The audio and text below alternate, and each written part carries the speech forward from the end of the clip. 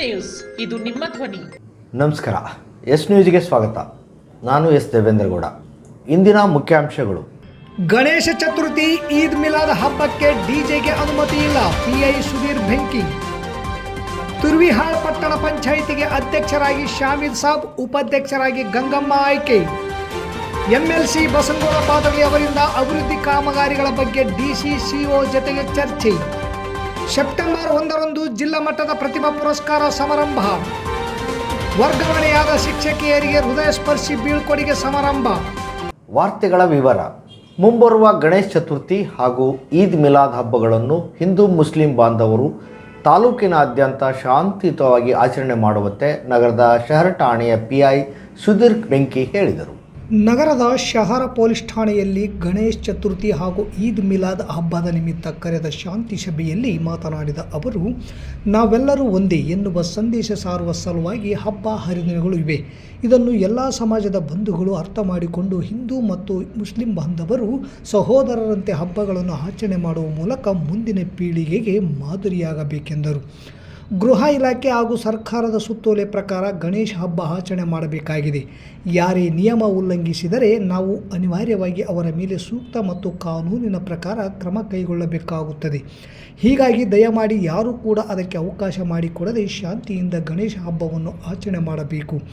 ನಗರದ ವಾರ್ಡ್ಗಳಲ್ಲಿ ಹಾಗೂ ಮುಖ್ಯ ರಸ್ತೆಗಳಲ್ಲಿ ವಿದ್ಯುತ್ ತಂತಿಗಳು ಇರುವುದರಿಂದ ಗಣೇಶ ಮೂರ್ತಿ 10 ಫೀಟ್ ಒಳಗೆ ಎತ್ತರ ಇರಬೇಕು. ಡಿಜೆ ಬಳಕೆಗಂತೂ ಅವಕಾಶ ಇಲ್ಲ. ಗಣೇಶ ವಿಸರ್ಜನೆ ಸಮಯದಲ್ಲಿ ಇತರೆ ಸಮಾಜದ ಜನರಿಗೆ ನೋವಾಗುವ ರೀತಿಯಲ್ಲಿ ನಡೆದುಕೊಳ್ಳದೆ ಅಶ್ಲೀಲ ಹಾಡುಗಳನ್ನು ಹಾಕದೆ ಭಕ್ತಿ ಭಾವನೆಗಳ ಸಮುದ್ರ ಸಂಗೀತವಿರುವ ಹಾಡುಗಳನ್ನು ಹಾಕಿ. ನೀವು ನಮಗೆ ಸಹಕಾರ ನೀಡಿದರೆ ಪೊಲೀಸ್ ಇಲಾಖೆಯೂ ಸಹ ನಿಮಗೆ ಸಂಪೂರ್ಣ ಸಹಕಾರ ನೀಡುತ್ತದೆ ಎಂದರು. ನಗರದ ಹಿರೇಹಳ್ಳದ 2 ಬದಿಗಳಲ್ಲಿ ಗಣೇಶ ಮೂರ್ತಿ ವಿಸರ್ಜನೆ ಮಾಡುವ ಸಲುವಾಗಿಯೇ ಸಣ್ಣ ಹಾಗೂ ದೊಡ್ಡ ಹೊಂಡಗಳನ್ನು ಮಾಡಲಾಗಿದೆ. ಇದೇ ಸ್ಥಳಗಳಲ್ಲಿ ಗಣೇಶ ಮೂರ್ತಿ ವಿಸರ್ಜನೆ ಮಾಡಬೇಕು. ಅದು ಬಿಟ್ಟು ಸಾರ್ವಜನಿಕರು ಕುಡಿಯುವ ನೀರಿನ ಕೆರೆಯಲ್ಲಿ ವಿಸರ್ಜನೆ ಮಾಡದಂತೆ ನಗರಸಭೆ ಪೌರಾಯುಕ್ತ ಮಂಜುನಾಥ್ ಕುಂಡೂರ್ ಗಣೇಶನ ಪ್ರತಿಷ್ಠಾಪನೆ ಮಾಡುವ ಯುವಕರಲ್ಲಿ ಮನವಿ ಮಾಡಿದರು. ನಗರದಲ್ಲಿ ಬ್ಯಾನರ್ ಬಂಟಿಂಗಿಗಳ ಅಳವಡಿಕೆಗೆ ನಗರಸಭೆ ಅನುಮತಿ ನೀಡುತ್ತದೆ. ಆದರೆ ಬ್ಯಾನರ್ ಮತ್ತು ಬಂಟಿಂಗಿಗಳ ಅವಘಡದಿಂದ ಯಾರಿಗಾದರೂ ಅನಾಹುತ ಸಂಭವಿಸಿದರೆ ಅದಕ್ಕೆ ನಗರಸಭೆ ಹೊಣೆಯಲ್ಲ. ಬ್ಯಾನರ್ ಕಟ್ಟಿದವರೇ ಹೊಣೆಗಾರರು. ಸಂತೋಷದಿಂದ ಹಬ್ಬಗಳನ್ನು ಆಚರಣೆ ಮಾಡಿ ಅದು ಬಿಟ್ಟು ಗಲಾಟೆ ಮಾಡಿಕೊಂಡು ಪೊಲೀಸ್ ಸ್ಟೇಷನ್ ಕೋರ್ಟ್ ಅಲೆದಾಡುತ್ತಾ ಜೀವನ ಹಾಳು ಮಾಡಿಕೊಳ್ಳಬೇಡಿ ಎಂದು ಗಣೇಶ್ ಪ್ರತಿಷ್ಠಾಪನೆ ಮಾಡುವ ಯುವಕರಿಗೆ ಬುದ್ಧಿ ಮಾತು ಹೇಳಿದರು. ಈ ಸಂದರ್ಭದಲ್ಲಿ ಮುಖಂಡರಾದ ಕಾಜಿ ಮಲ್ಲಿಕ್, ಎಚ್.ಎನ್. ಬಡಿಗೇರ್, ಕೃಷ್ಣಮೂರ್ತಿ, ಸುರೇಶ್ ಹಚ್ಚೊಳ್ಳಿ, ಲಕ್ಷ್ಮಣ ಭೋವಿ, ಮುತ್ತು ಬರಿಸಿ ಸೇರಿದಂತೆ ಇನ್ನಿತರರು ಮಾತನಾಡಿದರು. PSI ಬಸವರಾಜ್, ಬೆಟ್ಟಪ್ಪ ಸೇರಿದಂತೆ ನಗರಸಭೆ ಹಾಗೂ KEB ಇಲಾಖೆಯ ಅಧಿಕಾರಿ ಹಾಗೂ ಸಿಬ್ಬಂದಿಗಳು ಶಾಂತಿ ಸಭೆಯಲ್ಲಿ ಇದ್ದರು. ತುರ್ವಿಹಾಳ್ ಪಟ್ಟಣ ಪಂಚಾಯಿತಿ ನೂತನ ಅಧ್ಯಕ್ಷರಾಗಿ ಶಾಮೀದ್ ಸಾಬ್, ಉಪಾಧ್ಯಕ್ಷರಾಗಿ ಗಂಗಮ್ಮ ಯಲ್ಲಪ್ಪ ಅವಿರೋಧವಾಗಿ ಆಯ್ಕೆಯಾಗಿದ್ದಾರೆ ಎಂದು ತಹಶೀಲ್ದಾರ್ ಹಾಗೂ ಚುನಾವಣಾಧಿಕಾರಿಯಾದ ಅರುಣ್ ಕುಮಾರ್ ದೇಸಾಯಿ ಅವರು ಅಧಿಕೃತವಾಗಿ ಘೋಷಣೆ ಮಾಡಿದ್ದಾರೆ. ತುರ್ವಿಹಾಳ್ ಪಟ್ಟಣ ಪಂಚಾಯಿತಿಯಲ್ಲಿ ಒಟ್ಟು 14 ಸದಸ್ಯರಲ್ಲಿ ಕಾಂಗ್ರೆಸ್ 9, ಪಕ್ಷೇತರ 3, ಬಿಜೆಪಿ 2 ಇದ್ದು, ಇದರಲ್ಲಿ ಕಾಂಗ್ರೆಸ್ 9, ಪಕ್ಷೇತರ 3, ಬಿಜೆಪಿ ಒಬ್ಬ ಸದಸ್ಯ ಸೇರಿ 13 ಜನ ಸದಸ್ಯರು ಕಾಂಗ್ರೆಸ್ಗೆ ಬೆಂಬಲಿಸಿದ್ದಕ್ಕಾಗಿ ಸುಲಭವಾಗಿ ಪಟ್ಟಣ ಪಂಚಾಯಿತಿ ಕಾಂಗ್ರೆಸ್ ವಶವಾಗಿದೆ. ಅಧ್ಯಕ್ಷ ಹಾಗೂ ಉಪಾಧ್ಯಕ್ಷರ ಆಯ್ಕೆಗೆ ನಿನ್ನೆ ಚುನಾವಣೆ ನಿಗದಿಯಾಗಿತ್ತು. ಸಮಯಕ್ಕೆ ಸರಿಯಾಗಿ ಅಧ್ಯಕ್ಷ ಹಾಗೂ ಉಪಾಧ್ಯಕ್ಷರ ಆಯ್ಕೆ ಅಭ್ಯರ್ಥಿಗಳು ನಾಮಪತ್ರ ಸಲ್ಲಿಸದೇ ಇರುವುದರಿಂದ ಚುನಾವಣಾಧಿಕಾರಿ ಅರುಣ್ ಕುಮಾರ್ ದೇಸಾಯಿ ಚುನಾವಣೆಯನ್ನು ಮುಂದೂಡಿದ್ದರು. ಇಂದು ಮುಂಜಾನೆ ನಡೆದ ಚುನಾವಣೆಯಲ್ಲಿ ಅಧ್ಯಕ್ಷ ಸ್ಥಾನಕ್ಕೆ ಕಾಂಗ್ರೆಸ್ ಪಕ್ಷದ ಶಾಮೀದ್ ಸಾಬ್, ಉಪಾಧ್ಯಕ್ಷ ಸ್ಥಾನಕ್ಕೆ ಗಂಗಮ್ಮ ಗಂಡ ಯಲ್ಲಪ್ಪ ನಾಮಪತ್ರ ಸಲ್ಲಿಸಿದ್ದರು.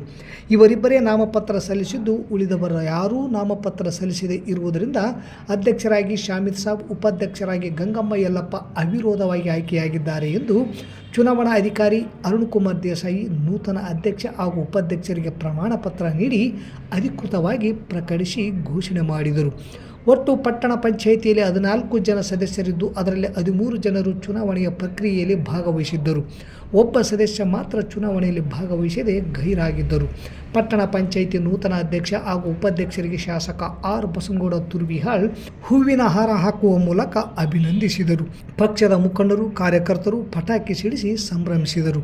ಪಕ್ಷದ ಮುಖಂಡರಾದ ಮಲ್ಲನಗೌಡ ದೇವರಮನಿ, ಫಾರೂಕ್ ಸಾಬ್, ಶಿವನಗೌಡ ಗೊರೆಬಾಳ್, ನಲ್ಲ ವೆಂಕಟೇಶ್ವರರಾವ್ ಮಲ್ಲದಗುಡ್ಡ, ಹನುಮಂತಪ್ಪ ಮುದ್ದಾಪುರ್, ಸಿದ್ದನಗೌಡ ಮಾಟೂರ್, ಮೌಲಪ್ಪಯ್ಯ, ಗೂಳಪ್ಪ ಕುಂಟೋಜಿ, ಸಿದ್ದನಗೌಡ, ಶೇಖರಗೌಡ ದೇವರಮನಿ, ಉಮರ್ ಸಾಬ್, ಶಂಕರಗೌಡ ಉಮಲೂಟಿ, ಬಾಪುಗೌಡ ದೇವರಮನಿ, ಮಲ್ಲನಗೌಡ ಗುಂಡ ಹನುಮೇಶ್ ಬಾಗೋಡಿ, ರವಿಗೌಡ ಮಲ್ಲದಗುಡ್ಡ ಸೇರಿದಂತೆ ಪಕ್ಷದ ಮುಖಂಡರು, ಕಾರ್ಯಕರ್ತರು, ನೂತನ ಅಧ್ಯಕ್ಷ ಹಾಗೂ ಉಪಾಧ್ಯಕ್ಷ ಆಯ್ಕೆ ಸಂದರ್ಭದಲ್ಲಿ ಹಾಜರಿದ್ದರು.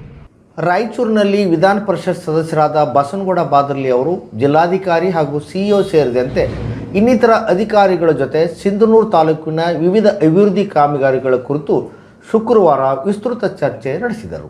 ತಾಲೂಕಿನ ಸಾರ್ವಜನಿಕ ಆಸ್ಪತ್ರೆಯ ಸ್ವಚ್ಛತೆ, ventilator, ECG, ultrasound, staff nurse, trauma centre, CT scan, emergency ward, ತಾಯಿ ಮತ್ತು ಮಕ್ಕಳ ಆಸ್ಪತ್ರೆ ಹಾಗೂ ನಗರಸಭೆ ವ್ಯಾಪ್ತಿಯಲ್ಲಿ ಬರುವ UGD 24x7 ಕುಡಿಯುವ ನೀರು ಹಾಗೂ ಫಾರಂ ನಂಬರ್ 3 ಹಕ್ಕು ಪತ್ರ ವಿತರಣೆ, ಕಂದಾಯ ಇಲಾಖೆಯ ಪಹಣಿ ತಿದ್ದುಪಡಿ, ಜಾಮೀನು ಸರ್ವೆ ವಿಳಂಬ, ಭೋಜನಾಲಯ, CSR ಅನುದಾನ, ಪಂಚಾಯಿತಿ ಅಭಿವೃದ್ಧಿ ಅಧಿಕಾರಿಗಳ ಕುರಿತು ಹಾಗೂ ವಿದ್ಯಾರ್ಥಿಗಳಿಗಾಗಿ ವಸತಿ ನಿಲಯಗಳಿಗೆ ಮೂಲಭೂತ ಸೌಕರ್ಯ ಹಾಗೂ ಕಿಟ್ ವಿತರಣೆ, ಗ್ರಂಥಾಲಯ ಹಾಗೂ ತಾಲೂಕಿಗೆ ಹೆಚ್ಚುವರಿಯಾಗಿ ಹಿಂದುಳಿದ ವರ್ಗಗಳ ಇಲಾಖೆಗೆ ವಸತಿ ನಿಲಯಗಳ ಮಂಜೂರಾತಿಗಾಗಿ ಸೇರಿದಂತೆ ಇತರೆ ವಿಚಾರಗಳ ಬಗ್ಗೆ ಸುದೀರ್ಘವಾಗಿ ಚರ್ಚಿಸಿ ಸಂಬಂಧಪಟ್ಟ ಅಧಿಕಾರಿಗಳಿಗೆ ಸೂಕ್ತ ಕ್ರಮ ಕೈಗೊಳ್ಳುವಂತೆ ಸೂಚಿಸಿದರು.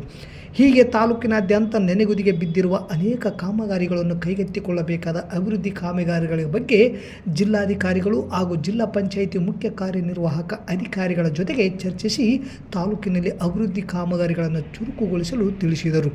ಈ ಸಂದರ್ಭದಲ್ಲಿ ಜಿಲ್ಲಾ ಮಟ್ಟದ ವಿವಿಧ ಅಧಿಕಾರಿಗಳು ಇದ್ದರು. ತಾಲೂಕು ಮಟ್ಟದ ಅಧಿಕಾರಿಗಳಾದ ಪೌರಾಯುಕ್ತ ಮಂಜುನಾಥ್ ಗುಂಡೂರ್, AE ಚಂದ್ರಶೇಖರ್, ಉಪ ತಹಶೀಲ್ದಾರ್ ಚಂದ್ರಶೇಖರ್ ಸೇರಿದಂತೆ ಅನೇಕ ಅಧಿಕಾರಿಗಳು ಇದ್ದರು.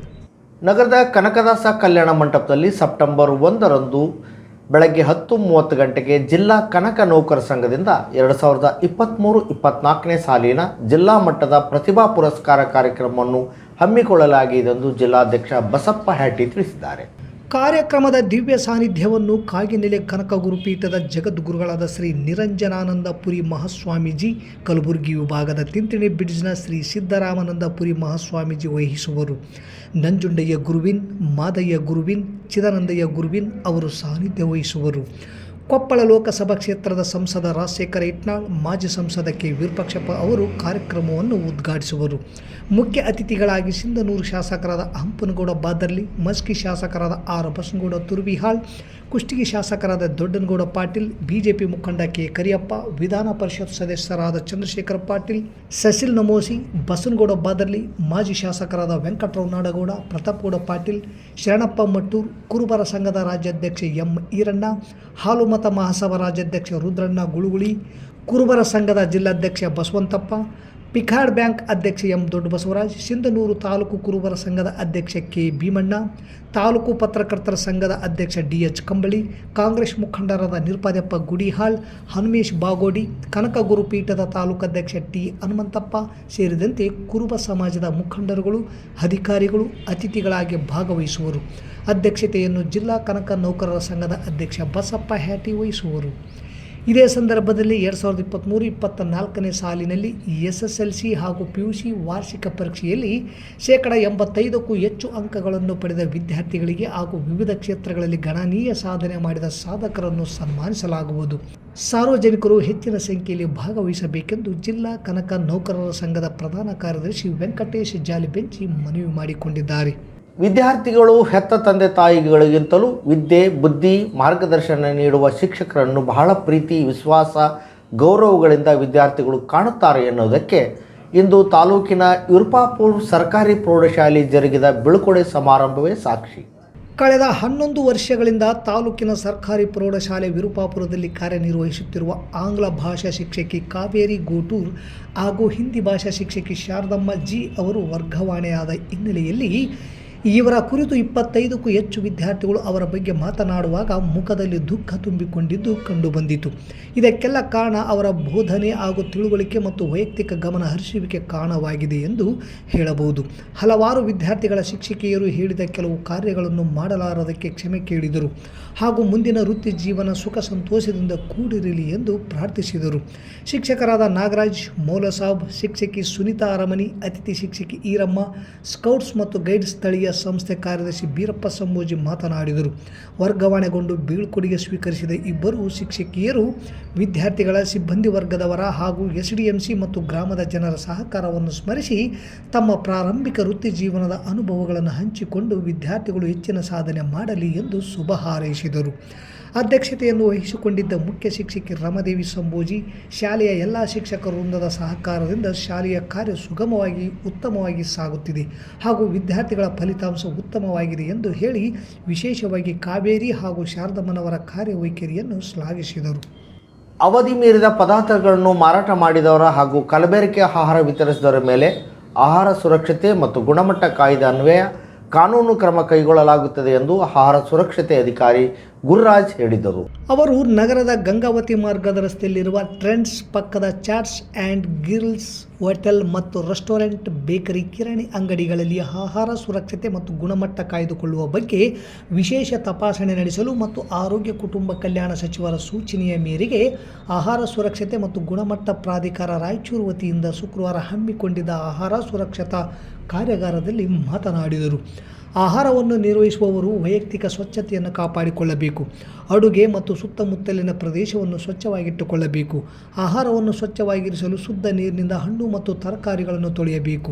ಕಚ್ಚಾ ಮತ್ತು ತಯಾರಿಸಿದ ಆಹಾರವನ್ನು ಬೇರೆ ಬೇರೆಯಾಗಿರಿಸಿ ಆಹಾರವನ್ನು ತಯಾರಿಸಿದ 2 ತಾಸಿನೊಳಗೆ ಶೀತಲೀಕರಣ ವ್ಯವಸ್ಥೆಯಲ್ಲಿರಿಸಬೇಕು. ಆಹಾರ ತಿನ್ನುವುದಕ್ಕಿಂತ ಮುಂಚೆ ಅದು ಹಾಳಾಗಿದೆಯೋ ಕಲಬೆರಕೆಗೊಂಡಿದೆಯೋ ಎನ್ನುವುದನ್ನು ಪರೀಕ್ಷಿಸಿ ಹಾಳಾದ ಮತ್ತು ಹಾನಿಗೊಳಗಾದ ಆಹಾರವನ್ನು ಸಾರ್ವಜನಿಕರು ಖರೀದಿಸಬಾರದು. ಆಹಾರ ವಸ್ತುಗಳನ್ನು ಸೇವಿಸುವಾಗ ನಮೂದಿಸಿದ ದಿನಾಂಕ ಮತ್ತು ಅವಧಿಯ ದಿನಾಂಕವನ್ನು ನೋಡಿ ಖರೀದಿಸಬೇಕು. ಸಾರ್ವಜನಿಕರು ಸಾಮಾನ್ಯ ಆಹಾರ ಕಲಬೆರಕೆಯನ್ನು ಪರೀಕ್ಷಿಸಲು www.fssai.gov.in ಡಾಟ್ ಪುಸ್ತಕವನ್ನು ಉಪಯೋಗಿಸಿ ಇದರಿಂದ ಕಲಬೆರಕೆ ವಸ್ತುಗಳನ್ನು ಕಂಡುಹಿಡಿಯಬಹುದು ಎಂದು ವಿವರಿಸಿದರು. ಆಹಾರ ಸುರಕ್ಷತೆ ಮತ್ತು ಗುಣಮಟ್ಟ ಕಾಯ್ದೆ 2006ರ ಪ್ರಕಾರ ಅನ್ವಯ ತಾಲೂಕಿನಲ್ಲಿರುವ ಎಲ್ಲ ಆಹಾರ ವಸ್ತುಗಳ ತಯಾರಕರು, ಸಂಸ್ಕರಣೆ ಮಾಡುವವರು, ಸಾಗಣೆ ಮಾಡುವವರು, ವಿತರಕರು, ಮಾರಾಟಗಾರರು, ವಿತರಕರು ಕಡ್ಡಾಯವಾಗಿ ನೋಂದಣಿ ಮತ್ತು ಪರವಾನಗಿ ಪಡೆಯಬೇಕು. ನೋಂದಣಿ ಹಾಗೂ ಪರವಾನಗಿ ಪಡೆಯದೇ ಇದ್ದರೆ ಆಹಾರ ಸುರಕ್ಷತೆ ಮತ್ತು ಗುಣಮಟ್ಟ ಕಾಯ್ದೆಯ ಅನ್ವಯ ಕಾನೂನು ಕ್ರಮವನ್ನು ಕೈಗೊಳ್ಳಲಾಗುವುದು ಎಂದು ಎಚ್ಚರಿಸಿದರು. ವೆಜ್, ಚಿಕನ್, ಫಿಶ್, ಇತರೆ ಕಬಾಬ್ಗಳಲ್ಲಿ ಕೃತಕ ಬಣ್ಣವನ್ನು ಬಳಸುವುದನ್ನು ನಿರ್ಬಂಧಿಸಿದೆ. ಒಂದು ವೇಳೆ ಇಂತಹ ಪ್ರಕರಣಗಳು ಕಂಡುಬಂದಲ್ಲಿ ತಯಾರಿಸುವವರ ವಿರುದ್ಧ ಕಾನೂನು ಕ್ರಮ ಕೈಗೊಳ್ಳಲಾಗುವುದು. 7 ವರ್ಷಗಳವರೆಗೆ ಜೈಲು ಶಿಕ್ಷೆ ಮತ್ತು 10 ಲಕ್ಷ ರೂಪಾಯಿವರೆಗೆ ದಂಡ ವಿಧಿಸಲಾಗುವುದು ಎಂದು ಮಾಹಿತಿ ನೀಡಿದರು. ನಗರಸಭೆಯ ಆಹಾರ ನಿರೀಕ್ಷಕ ಕಿಶನ್ ರಾವ್, ಕಿರಾಣಿ ವರ್ತಕರ ಸಂಘದ ಅಧ್ಯಕ್ಷ ನಾಮದೇವಗೌಡ, ಉಪಾಧ್ಯಕ್ಷ ರಾಮಯ್ಯ ಶೆಟ್ಟಿ, ಬೇಕರಿ ಅಂಗಡಿಗಳ ಅಧ್ಯಕ್ಷರಾದ ನಾಗರಾಜ್ ಶೆಟ್ಟಿ, ಸಾವಜಿ ಹೋಟೆಲ್ಗಳ ಸಂಘದ ಅಧ್ಯಕ್ಷರಾದ ನಾಗರಾಜ್ ಕಾಟ್ವಾ, ಹೋಟೆಲ್ಗಳ ಅಧ್ಯಕ್ಷ ಪ್ರದೀಪ್, ಲಿಂಗಪ್ಪ ಹಾಗೂ ಸಾರ್ವಜನಿಕರು, ಕಿರಾಣಿ ವ್ಯಾಪಾರಸ್ಥರು, ಹೋಟೆಲ್ ಉದ್ಯಮಿಗಳು ಸೇರಿದಂತೆ ಇನ್ನಿತರರು ಉಪಸ್ಥಿತರಿದ್ದರು. ಮತ್ತೊಮ್ಮೆ ಮುಖ್ಯಾಂಶಗಳು. ಗಣೇಶ ಚತುರ್ಥಿ, ಈದ್ ಮಿಲಾದ್ ಹಬ್ಬಕ್ಕೆ ಡಿಜೆಗೆ ಅನುಮತಿ ಇಲ್ಲ. PI ಸುಧೀರ್ ಬೆಂಕಿ. ತುರ್ವಿಹಾಳ್ ಪಟ್ಟಣ ಪಂಚಾಯಿತಿಗೆ ಅಧ್ಯಕ್ಷರಾಗಿ ಶಾಮೀದ್ ಸಾಬ್, ಉಪಾಧ್ಯಕ್ಷರಾಗಿ ಗಂಗಮ್ಮ ಆಯ್ಕೆ. MLC ಬಸನಗೌಡ ಪಾದಳ್ಳಿ ಅವರಿಂದ ಅಭಿವೃದ್ಧಿ ಕಾಮಗಾರಿಗಳ ಬಗ್ಗೆ DCCO ಜೊತೆಗೆ ಚರ್ಚೆ. ಸೆಪ್ಟೆಂಬರ್ 1ರಂದು ಜಿಲ್ಲಾ ಮಟ್ಟದ ಪ್ರತಿಭಾ ಪುರಸ್ಕಾರ ಸಮಾರಂಭ. ವರ್ಗಾವಣೆಯಾದ ಶಿಕ್ಷಕಿಯರಿಗೆ ಹೃದಯ ಸ್ಪರ್ಶಿ ಬೀಳ್ಕೊಡುಗೆ ಸಮಾರಂಭ. ಇಲ್ಲಿಗೆ ವಾರ್ತಾ ಪ್ರಸಾರ ಮುಕ್ತಾಯವಾಯಿತು. ನಿರಂತರ ಸುದ್ದಿಗಾಗಿ ವೀಕ್ಷಿಸಿ ಎಸ್ ನ್ಯೂಸ್. ಇದು ನಿಮ್ಮ ಧ್ವನಿ. ನಮಸ್ಕಾರ.